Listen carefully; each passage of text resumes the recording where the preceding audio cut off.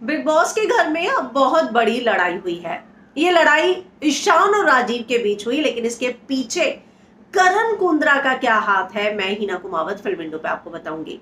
तो big boss के घर में आप जानते ही हैं कि जैसे ही राजीव आए, उन्होंने मायशा और ईशान के रिश्ते को लेकर कहा कि ये थोड़ा ना वल्गर दिख रहा है टीवी पर। और उसके बाद उन्होंने ये भी कहा कि तुम्हारे परिवार की तरफ से बिग नो नो है, बिग एन है। तो एक बात तो तय है कि ईशान इस बात को लेकर काफी ज्यादा परेशान थे, लगातार सोच रहे थे। विशाल से डिस्कस किया, करण से किया। करण ने कहा कि मुझे लगता है तुझे जाके डिस्कस करना चाहिए। और उसके बाद जब वो राजीव के पास गए, और राजीव ने कल क्या किया, जब ये सोने जा रहा था तो उसने बोल दिया कि तू यहाँ मत सो।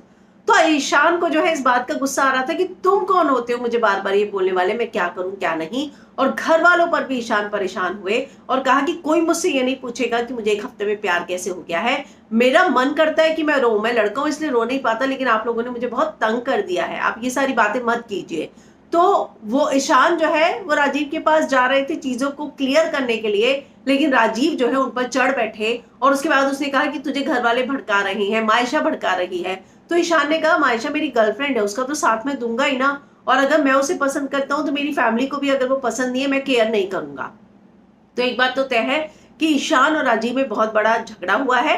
हालांकि जब राजीव इस बात को क्लेम कर रहे थे कि यहाँ पे घर वालों ने तुझे भड़काया है, उस पर साफ साफ ईशान ये बोलते हुए नजर आई कि ऐसी बात बिल्कुल नहीं। लेकिन करण खड़े हुए और उसने बोला हाँ मैंने इसे समझाया था कि इशू को सॉर्ट आउट कर।